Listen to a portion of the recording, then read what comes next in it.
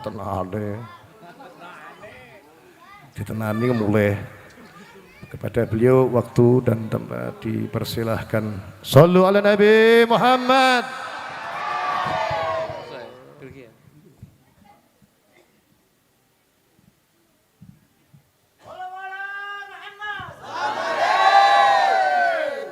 Bismillahirrahmanirrahim. Alhamdulillahi rabbil alamin. Allahumma salli wa sallim ala sayyidina Muhammadin miftahi babi rahmatillah adada ma fi ilmillah salatan wa salaman daimaini bidawami mulkillah wa ala alihi wa sahbihi wa man walah wa man tabi'a sunnatahu wa qa'tada bihudah ila yaumi liqa'illah amma ba'du. Assalamu alaikum warahmatullahi wabarakatuh.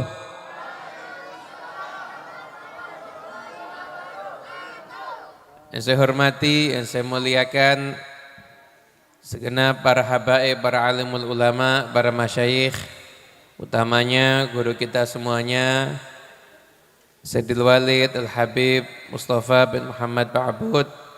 Semoga Allah Ta'ala panjangkan usia beliau insyaallah fi kamalis sihah wal afiyah. Amin ya rabbal alamin. Yang kita hormati pula guru kita Al-Habib Husain bin Abu Bakar Ba'bud, mata'anallah bituli hayatih, dan semuanya para habaib yang hadir sangat banyak sekali, Masya Allah, para alimul ulama, para rama kiai, sahibul hajat, Bapak Agung, dan semuanya yang hadir di sini, bapak-bapak, ibu-ibu semuanya, pejabat pemerintahan, tamu yang hadir. Mudah-mudahan malam ini jadi malam yang berkah untuk kita semuanya. Amin Allahumma. Semoga semua yang punya hajat, insya Allah hajatnya kabul. Yang sedang sakit, Allah angkat semua penyakitnya. Yang sedang susah, Allah singkirkan semua kesusahannya. Yang belum dapat jodoh, segera ketemu sama jodohnya. Yang hutangnya banyak, semoga segera lunas hutangnya. Ternyata top skor jodoh sama hutang. Yang paling banyak, amin ya. Hadirin yang dimuliakan Allah Ta'ala, alhamdulillah malam hari ini kita semua kumpul baca sholawat, baca maulid, baca rotib. Insya Allah jadi malam yang berkah untuk kita semuanya. Setelah perang Uhud dan sebelum perang Khandaq, menurut sebagian riwayat terjadi satu peperangan namanya Ghazwatu Banil Mustalik, perang suku Mustalik. Jadi Nabi Muhammad SAW mendengar ada suku Mustalik itu mau menyusun kekuatan untuk menyerang Nabi Muhammad di kota Madinah. Nah, sering nanti kalau Anda baca sirah-sirahnya Kanjeng Nabi Muhammad, tiap ada kelompok mau nyerang Madinah, itu rata-rata didatangi sama Kanjeng Nabi, diserang duluan. Jadi ya ibarat kalau sekarang ini mungkin sering kita dengar pertahanan terbaik adalah menyerang. Ya terutama yang suka main futsal ya. Pertahanan terbaik adalah menyerang. Jadi Kanjeng Nabi akhirnya bersama dengan para sahabat setelah itu langsung mendatangi tempatnya suku Mustalik. Di sana mereka udah siap perang juga. Sampai terjadi cerita peperangan gak usah saya ceritakan karena kurang seru peperangannya. Karena baru sebentar aja itu sudah dikuasai oleh umat Islam. Akhirnya semua harta benda yang dimiliki sama Bani Mustalik, yang laki-laki itu jadi tawanan, yang perempuan, anak itu semuanya jadi tawanan. Biasanya kalau ada yang perang, setelah itu jadi tawanan gak mau masuk Islam, nanti yang jadi tawanan ini dia menjadi budak begitu. Kalau sudah perang. Kalau belum perang dia nyerah dulu, itu enggak jadi tawanan. Tapi sudah nyerang, Udah perang kok nyerah, tetap jadi tawanan. Tawanan banyak. Intinya kaum muslimin ketika itu pulang bawa banyak tawanan, bawa banyak harta ketika itu. Nah, dalam perjalanan pulang itu, Kanjeng Nabi SAW ketika perang itu bersama dengan dua istri beliau, Siti Aisyah dan juga Ummu Salamah. Siti Aisyah dan juga Ummu Salamah. Nah, ketika Kanjeng Nabi SAW itu di tempat peristirahatannya dan ketika itu beliau sedang sama Siti Aisyah, tiba-tiba datang seorang perempuan. Kata Siti Aisyah, saya begitu lihat perempuan ini saya langsung khawatir. Nabi jangan sampai lihat perempuan ini. Perempuan ini punya daya tarik, siapapun yang lihat dia pasti langsung tertarik hatinya. Wah, jangan sampai Rasulullah SAW itu lihat perempuan ini. Nggak lama Rasul datang, lihat akhirnya. Perempuan ini bilang, saya ditawan. Sekarang saya ini mau membeli kemerdekaan saya. Saya ini nggak mau jadi budak, tapi saya mau bayar. Ternyata dikasih harga yang mahal. Bisa nggak engkau menolong aku? Nah, perempuan itu bernama Juwairiyah. Sama Nabi, saya kasih tawaran yang lebih bagus mau. Mau, apa tawarannya? Engkau jadi istriku. Langsung diterima lamarannya oleh Nabi Muhammad SAW. Nah, jangan suudzon dulu. Ini yang kalau seneng ngajinya separuh-paruh suudzon. Wah, Kanjeng Nabi seneng gara-gara cantik, bukan itu. Juwairiyah itu 3 hari sebelum Kanjeng Nabi datang, beliau itu mimpi, lihat cahaya keluar dari kota Madinah, cahaya itu jalan terus sampai masuk ke perkampungannya dia, sampai cahaya itu masuk ke kamarnya dia. Di hari itu, di malam itu, beliau sudah tahu pasti ada sesuatu kebaikan yang terjadi.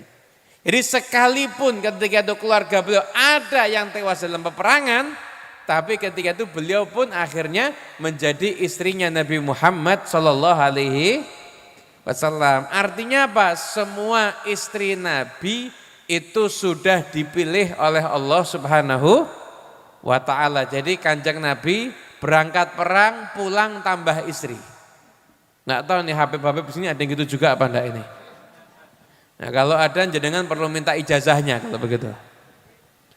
Nah, di perjalanan pulang setelah Nabi nikah dengan Juwairiyah, di perjalanan pulang itu sahabat mampir ke satu sungai. Biasa, karena kan enggak mungkin cari tempat warung di pinggir jalan jual air mineral kan enggak ada. Jadi kalau mau minum tuh nunggu ketemu sungai, di situ minum sepuas-puasnya, setelah itu sebagian dibawa untuk bekal.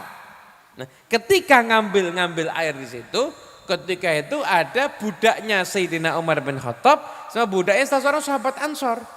Itu waktu ngambil mungkin ya biasa namanya desak-desakan, suk-sukan itu nggih, sampai senggol-senggolan itu kan biasa. Ternyata mungkin senggol-senggolannya dalam keadaan panas, akhirnya bukan cuma cuacanya yang panas, 2 orang ini ikut panas.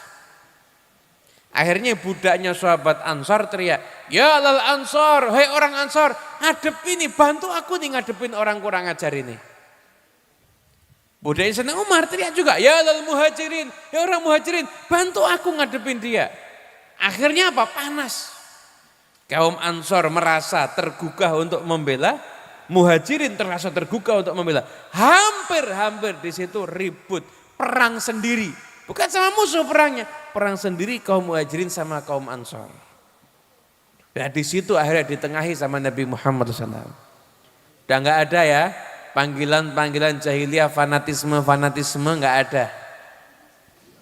Kalau sudah satu benderanya itu bendera Islam, ya semuanya itu adalah saudara.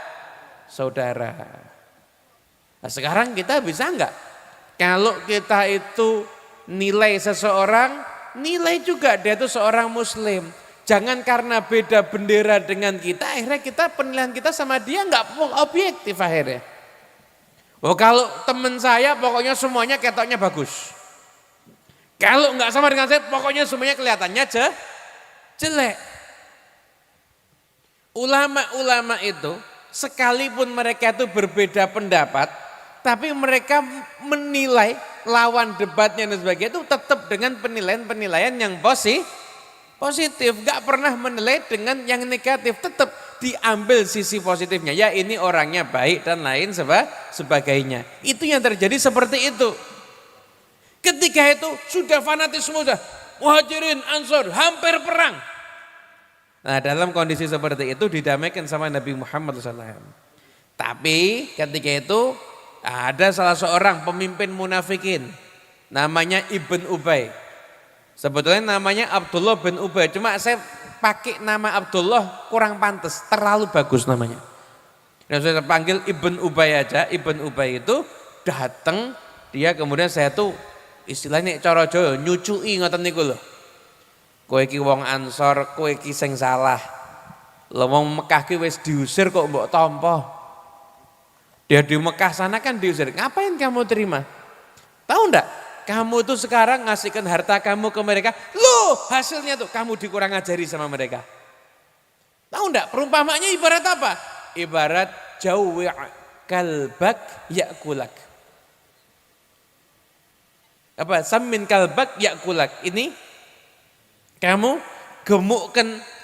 gemukkan anjing kamu, nanti anjing kamu itu akan makan kamu sendiri. Ini orang-orang Muhajirin, kalau semakin kamu kasih hati, kamu kasih tempat, kamu akan diusir dari Madinah. Mereka jadi tuan rumah, kamu yang jadi tamu. Nah ini ketika itu propaganda daripada orang-orang munafik. Itu seperti itu. Padahal kaum Ansor itu diangkat derajatnya sama Allah Ta'ala sampai namanya Ansor. Kenapa nama Ansor? Dari kata Nasoro, menolong. Karena mereka penolong kaum Muhajirin. Itu seperti itu. Nah, itu waktu itu orang-orang munafik seperti itu. Jadi memang dari dulu ada orang yang gak suka lihat kedamaian. Siap lihat ada yang damai gak suka. Harus ribut, harus kisruh, harus rut, itu udah ada. Ketika itu sahabat dengar omongan itu sampai ke Nabi Muhammad SAW. Sayyidina Umar, nggak kuat ya Rasulullah, ini kita selesaikan aja ini. Selesaikan aja ini Ibn Ubay, nggak usah pakai pikir-pikir panjang. Saya eksekusi sebentar, selesai jadi ini bentar. Saya bunuh, panggal lehernya kata Sayyidina Umar. Ketika itu dijawab sama Nabi Muhammad SAW. Sayyidina Umar betul apa salah? Betul. Namanya provokator. Bayangin coba, itu kalau dia dibiarin jadinya apa? Banyak nyawa yang akan hilang karena peperangan. Bahkan nyawanya orang-orang Islam. Sayyidina Umar betul. Jadi kata Sayyidina Umar, daripada yang mati orangnya banyak, lebih baik yang mati satu. Saya yang siap mengeksekusi, kata Sayyidina Umar bin Khattab. Ini orang hebat Abdullah bin Ubay itu, kalau seandainya Kanjeng Nabi nggak masuk ke kota Madinah, dia pemimpinnya Madinah.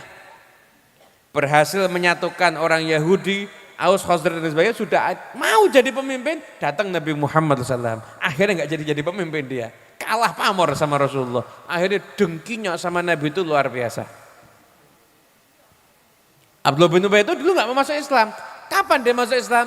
Setelah lihat Nabi Muhammad menang perang Badar. Wah, tambah naik pamornya Muhammad. Kalau saya nggak ikut, saya semakin ketinggalan nanti. Nah, itu akhirnya ketika itu, kata Umar, kita akan eksekusi. Tapi kata Nabi Muhammad SAW, jangan. Kalau kita bunuh dia, nanti yang tersebar omongan di luar, Muhammad membunuh sahabatnya sendiri.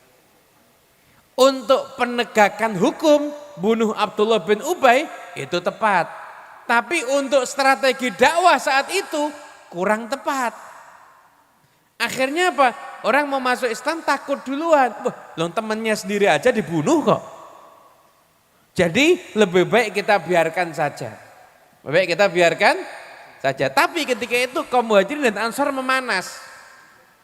Ibarat nyon-nyon ngapunten je. Pernah enggak lihat anak-anak misalkan SMA atau apa, lagi berkelahi mungkin baru satu kali pukul, dua pukul dipisah. Itu kan belum damai sebetulnya hatinya, nggih. Itu kan masih panas, dalam kondisi masih panas, Abdullah bin Ubay itu mau memprovokasi, maka di saat itu yang waktunya harusnya istirahat sama Kanjeng Nabi tidak ada waktu istirahat, langsung jalan terus sampai ke kota Madinah. Tidak dikasih waktu istirahat sama sekali. Kenapa? Karena kalau orang itu sudah capek duluan, wis ndak ngurus mau perang lagi. Jadi untuk mengalihkan semangat mereka itu perang, orang Ansor biar tidak diprovokasi, orang Muhajirin biar nggak tersinggung, biar nggak fokus ke sana, sama Kanjeng Nabi dikasih kerjaan, dibuat sibuk melakukan perjalanan sampai akhirnya lupa kalau mereka itu sempat ada konflik dan lain sebagainya. Lah itu strategi juga dari Nabi Muhammad SAW. Makanya diterjemahkan sama para ulama. Manusia itu kalau enggak sibuk dengan hal yang positif, pasti nanti sibuknya dengan hal yang sifatnya negatif. Orang enggak sibuk dengan hal yang positif, pasti sibuknya ke tempat yang negatif. Makanya datang pengajian semacam ini, baca ratib, baca maulid, enggak tahu artinya Beb, enggak apa-apa, hadiro dulu. Gusti Allah itu kalau ngasih berkah tidak pilih-pilih, ngerti arti, dapat berkah, nggak ngerti arti, tetap dapat berkahnya insya Allah. Malah berkahnya langsung kelihatan, dapat duit tadi, masya Allah 50.000. Ada yang dapat sarung, ada yang dapat baju, kenapa enggak? Itu baru DP-nya itu, berkahnya DP-nya baru itu. Nanti pulang hajatnya kabul, yang mau beli rumah, insya Allah. Beli mobil, nanti yang dapat uang 50.000 uangnya disimpan buat mahar. Ini kenangan ngaji di Ponorogo sampai Busin, uangnya buat mahar. Semoga-moga ini sing gelem tapi ngoten mawon. Hadirin yang dimuliakan Allah Ta'ala. Jadi ketika itu sama Nabi SAW dibuat sibuk, dibuat capek. Akhirnya apa? Akhirnya itu semangat mereka marahan itu akhirnya reda dengan sendirinya karena mereka capek melakukan perjalanan. Itu termasuk strateginya Rasulullah SAW. Manusia itu kalau enggak sibuk dengan hal yang positif, maka dia nanti mau enggak mau akan sibuk dengan hal yang sifatnya negatif. Saya beberapa hari kok ndelalahnya ketemu sama orang yang dia itu lagi diuji sama Allah Ta'ala, sumpek tapi dari dirinya sendiri. Jadi ndak tahu sebabnya apa, tiba-tiba sumpek. Tadi malam ngaji juga sama, jadi ada orang yang sering gelisah dan lain sebagainya. Itu ndak ada apa-apa, tapi dari hatinya tuh tiba-tiba sumpek. Jadi kan pernah sumpek tanpa sebab. Nek tak delok ya katanya sering kabeh iki wajan. Potongane. Sumpek tanpa sebab, pernah kan? Tiba-tiba was-was, tiba-tiba dan sebagainya. Itu kan penyakit dari diri kita sendiri. Kadang-kadang sumpek karena omongan orang lain. Ada juga, saya kok gini, orang kenapa kok benci sama saya, kenapa orang gak suka sama saya, kenapa orang begini. Itu ngapain dibuat alasan sumpek? Halo? Pernah dikatakan di depan Imam Ahmad bin Hanbal, tis'atu a'syaril afiyah fit taghaful. Orang itu kalau 90% sehat, itu terdapat pada sifat taghaful. Taghaful itu kalau diartikan bahasa Indonesia ndak enak. Enaknya diartikan bahasa Jawa, ndablek. Bahasa Indonesia ndablek apa? Cuek ya. Pokoknya gitulah. Dablek ngertos lah jenengan. Terus wong arep ngomong apa sak karepmu ora tak pikir.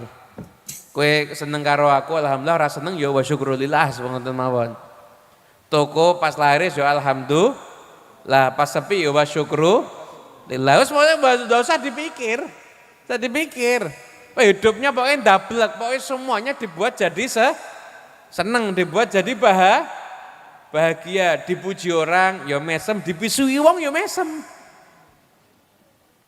Dipuji ya alhamdulillah, dipisui dionekke ya sak karepmu. Dan nanti kalau kamu salah paham, nanti nek wis paham dhewe lak ya isin dhewe. Nek jatahe nganti mati ndak paham-paham ya wis, lah ya akhirnya ya mati dhewe. Tidak usah dibuat pusing. Itu 90% selamat sehat itu ketika orang bisa ndablek. Kata Muhammad bin Hambal, salah kamu bukan 90%. Loh berapa? 100%. Orang ndablek itu biasanya panjang umur biasanya. Wes gak usah mikir omongan orang, gak usah mikir orang mau ngomong apa-apa. Jalan terus sudah. Gak usah mikir apapun juga. Gak usah mikir apapun juga. Saya dapat ada diundang podcast waktu itu di Nabawi TV. Kemudian setelah itu ada kan pertanyaan anak-anak muda ini, tapi ini semi-semi yang tua banyak, yang muda juga banyak. Itu pertanyaannya begini, lebih baik mana menikahi orang yang kita cintai atau menikahi orang yang mencintai kita?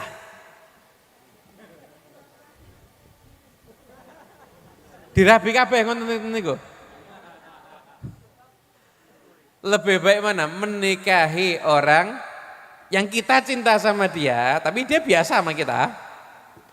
Atau dia cinta sama kita, tapi kita sebenarnya biasa sama dia. Ya, pakar-pakar cinta mulai ini berkomentar ya. Bu, lebih baik yang mana, Bu?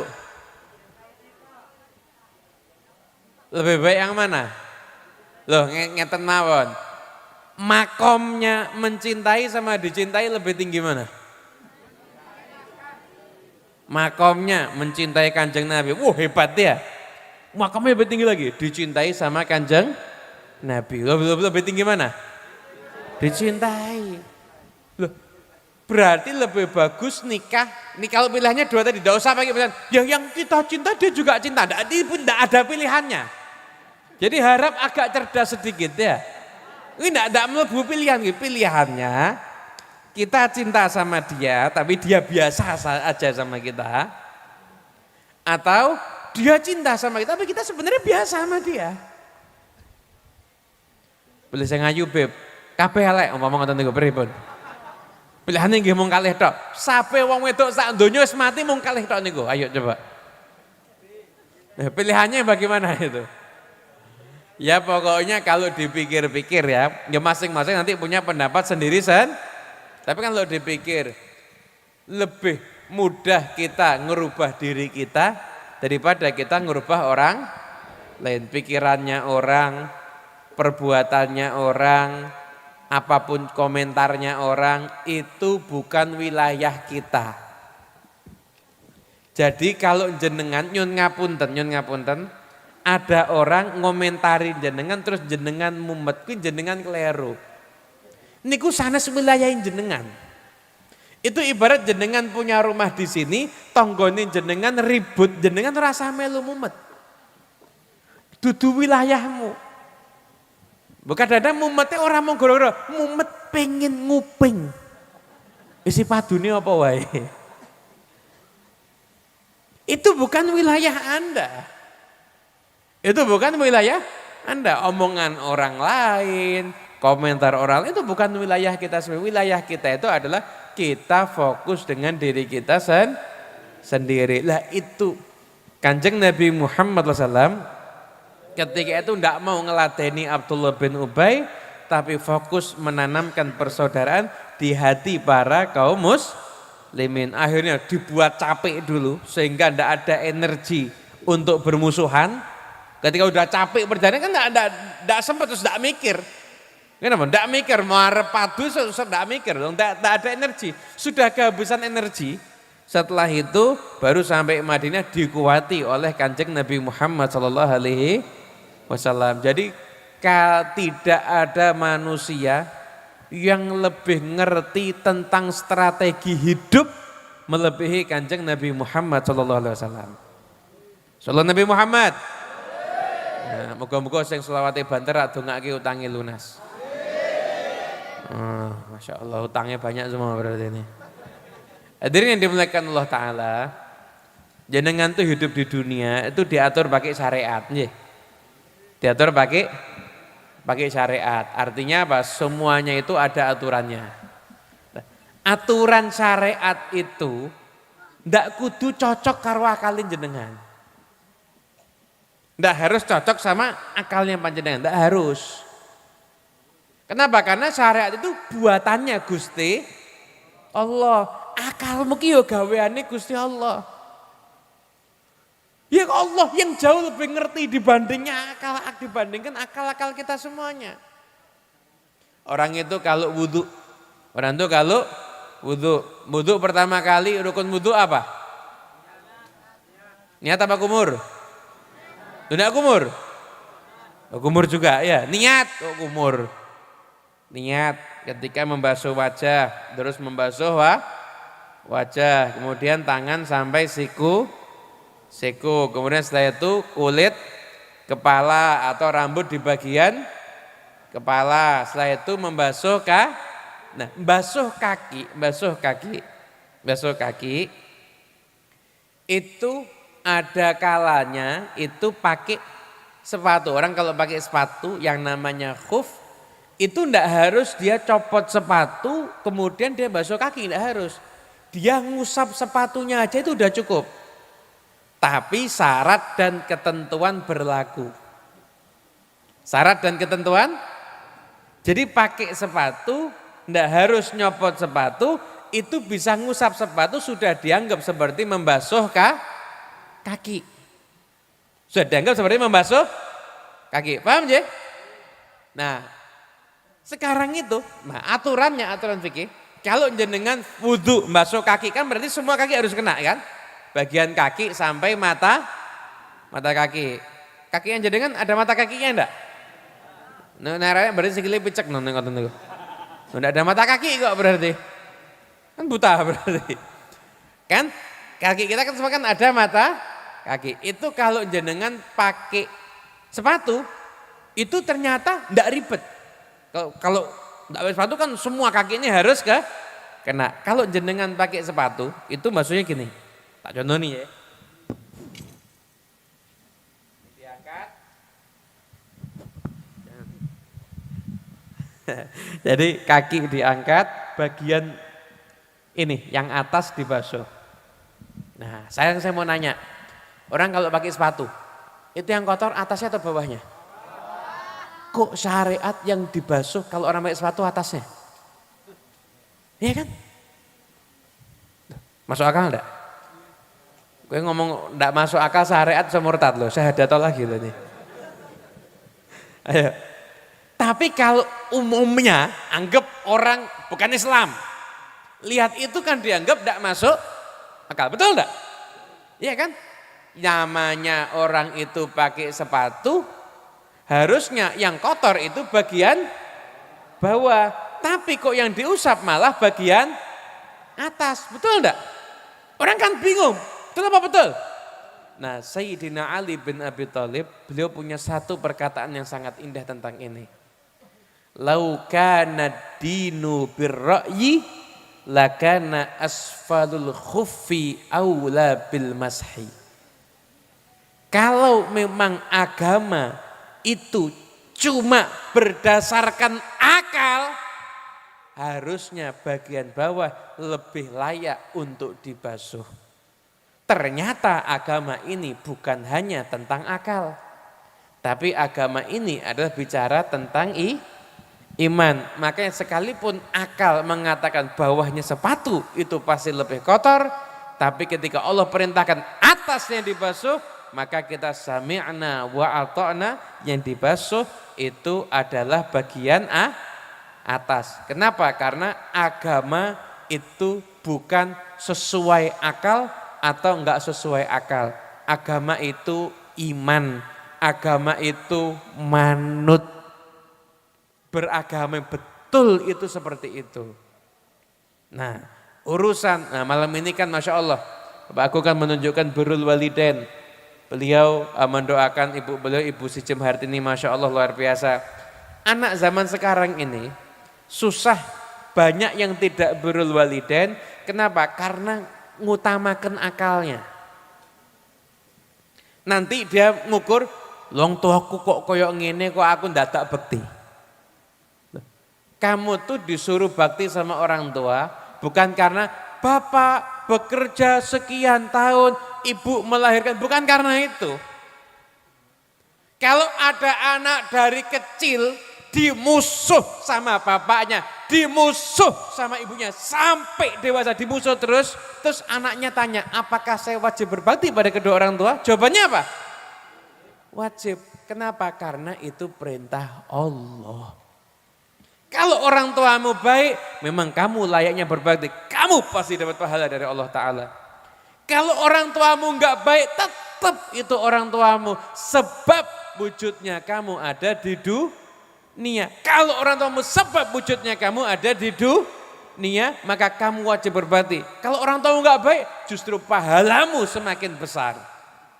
Kenapa? Ketika taat itu semakin berat rintangannya, maka pahalanya akan semakin besar dari Allah Subhanahu wa Ta'ala. Sakit dipahami, J? Loh, anak zaman sekarang ini kan kadang-kadang enggak begitu bakti, nyunnya pun fakta begitu. Diajak ngobrol sama orang tuanya mainan HP. Ada atau ada? Ada atau ada? Ada. Boleh apa enggak begitu? Kira-kira kalau orang tuanya bicara, ada enggak di dunia yang lebih penting dibandingkan pembicaraannya orang tua? Ada. Kalau dapat omongan dari Nabi, penting. Kan ada Nabi. Kalau kamu itu bicara sama orang tua, itu yang paling penting. Orang tua bicara mainan HP. Ngobrol dewe, karepe dewe, karo koncone. Kadang-kadang bapak ibunya nasihati pakai headset. Mandok-mandok, padahal ngerungokke lagu. Iya. Dulu anak zaman dulu tuh, kalau mau ngambil makanan itu mikir, ya Allah ini bapak ibu sudah makan atau belum ya? Jangan-jangan belum makan ya, akhirnya nggak jadi ngambil. Anak sekarang nggak pikir, blab blab blab blab blab blab. Orang tuanya datang, kadang-kadang, ngapunten, sorry pak, bu, sorry loh ngomongnya. Sorry pak, bu, ngapunten, tak entek iki lah aku luwe kok. Salahe masak mung sithik tok. Malah ngritik. Anak zaman dulu tuh ya Allah kalau jalan ndak mau munggungi orang tuanya, ndak mau.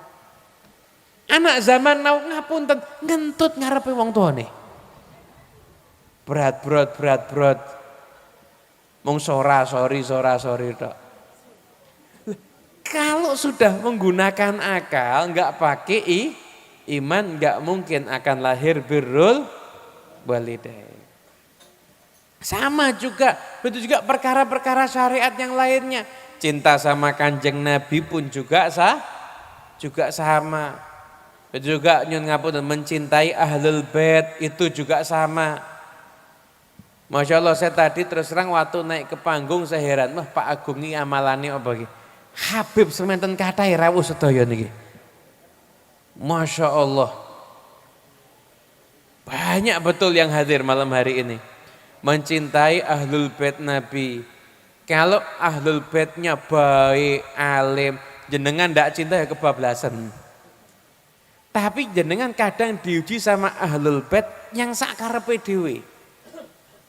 Ada loh kan kula nggih Habib, jadi ya kan ngomongkan gini, ngomongkan ngeritik sama-sama Habibnya enggak apa-apa kan ada yang itu ujian. Kadang-kadang memang sakarepe dhewe omongannya seenaknya sendiri dan lain sebab justru itu ujian. Kenapa? Karena jenengan suruh cinta sama Habib. Cinta sama Habib itu bukan karena Habibnya alim. Bukan karena Habibnya soleh, enggak. Cinta sama Habib karena dalam dirinya itu ada bagiannya Kanjeng Nabi. Tidak mungkin orang cinta sama Kanjeng Nabi kecuali harus cinta sama cucunya. Itu aja. Maka cintanya ya udah ya cintanya sebagai layaknya orang yang cintanya dengan ilmu. Cintanya dengan ilmu. Ada Habib nakal, ekspresi cintanya dengan gimana? Piye carane ben Habib iki ndak nakal. Ada Habib kadang-kadang kelakuannya kurang bagus. Gimana ya biar saya bisa menasehati. Itu cinta tuh begitu. Enggak benci, itu cinta. Dan enggak bisa jenengan. Saya cinta sama umpama Habib 100, saya cinta sama 90, saya musuh yang 10. Enggak bisa. Ya ini akan ditolak, Anda nggak cinta sama Kanjeng Nabi berarti. Kalau Anda cinta sama Rasulullah SAW, maka berapapun, siapapun ya tetap akan Anda cinta. Kenapa? Karena lihat Kanjeng Nabinya, bukan lihat Habibnya. Begitu caranya cinta, mahabbah sama ahlul bait seperti itu. Tapi ya pakai ilmu, kita juga nggak menganjurkan orang mahabbah sur fanatik. Misalkan ada Habib yang ngapunten nakal. Nakal, saya kesini minta duit, ini duitnya mau saya pakai untuk beli minuman keras. Oh Habib terus dikei duitnya, yo ngawur, itu enggak cinta, benci namanya itu. Cinta itu pakai ilmu, cinta sama pakai ilmu. Kok cintanya pakai ilmu enak? Cintanya pakai ilmu itu nggak mungkin. Contoh ya. Pernah jatuh cinta enggak? Pernah kan? Pernah. Orang jatuh cinta. Tiba-tiba lihat kucingnya orang yang dicintai. Lihat kucingnya tok gimana? Deg-degan, ya Allah, kucingnya kekasihku. Bingung nggih? Ya pasti kan ada rasa berbeda. Dari sekian banyak kucing jenengan lihat semuanya, ini kucing, bahkan kalau perlu bukan kucingnya, mirip sama kucingnya orang yang jenengan cintai. Itu udah beda. Kok mirip ya? Dari sekian banyak kucing jenengan enggak ada rasa. Karena jenengan ada rasa cinta sama dia. Lihat kucing yang mirip sama kucingnya dia aja udah bergetar hatinya. Kalau orang cinta sama Rasulullah SAW, lihat Habib juga ingatnya apa? Ya Allah, putune Kanjeng Nabi. Putune Kanjeng Nabi. Lah itu namanya cinta seperti itu. Makanya kita beragama, kita bersyariat, itu kita semuanya ngikutin aturan. Aturan itu diikuti bukan hanya dengan akal kita. Namun aturan itu diikuti dengan iman kita semuanya. Nek jenengan kabeh kuwi kudu mlebu akal. Jenengan ora mungkin wudu. Wudu sing ngentut mburi sing dibasuh rai.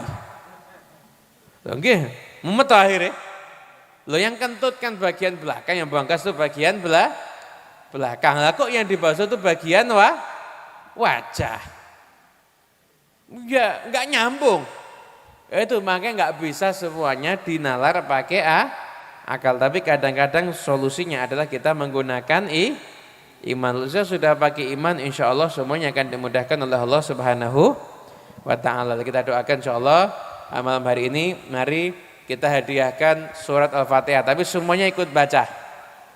Semuanya ikut baca surat Al-Fatihah tulus dari hati kita, utamanya untuk almarhumah Ibu Sijem Hartini. Dan semua orang tua kita, guru kita, kerabat kita, mertua kita, siapapun yang sudah meninggal dunia, kita niatkan hadiah surat Al-Fatihah. Kadang-kadang kalau tahlil kan Al-Fatihah tidak pati tenanan nggih. Lan niku kadang-kadang yang ngapunten ngrawuhi acara tahlilan la ilaha illallah ngantuk. Sampai Al-Fatihah ruhi ngantuk. Begitu kelontang-kelontang suara piring langsung melek kabeh. Itu di Solo. Kalau di Ponorogo padha. Ponorogo sami mawon. Jadi hadiahkan surat Al-Fatihah yang tulus untuk Ibu Sijem ini, kita doakan dan juga orang tua kita semuanya. Ala hadhihi niyah wa kulli niyatin salihah wa ila Nabi Muhammad sallallahu Al-Fatihah. Billahi minasyaitonir rajim. Bismillahirrahmanirrahim. Alhamdulillahirabbil alamin. Ar-Rahmanir-Rahim. Maliki yaumiddin. Iyyaka na'budu wa iyyaka nasta'in. Ihdinas siratal mustaqim. Siratal ladzina an'amta 'alaihim ghairil maghdubi 'alaihim waladdallin. Amin amin ya rabbal alamin. Hadirin Allah taala, mungkin cukup ini bisa kami sampaikan. Saya mohon maaf apabila ada kesalahan dalam penyampaian kami. Doakan guru kita Habib Mustafa Ba'bud, Allah Ta'ala panjangkan usianya dalam kesehatan, ketaatan, sehingga beliau bisa membimbing kita semuanya ke jalan yang diridhai oleh Allah dan jalan yang diridhai oleh Rasulullah SAW. Juga guru kita Habib Husain Ba'bud dan semuanya, para habaib, para masyayikh, para alim ulama, para romo kiai. Kita doakan juga Pak Agung agar semua hajatnya dikabulkan oleh Allah Subhanahu wa Ta'ala. Karena beliaulah wasilah kita semua bisa berkumpul bersama di acara di malam hari ini. Mudah-mudahan itu semuanya dijabah oleh Allah Subhanahu wa Ta'ala. Amin amin ya rabbal alamin. Dari saya cukup sekian. Wassalamualaikum warahmatullahi wabarakatuh.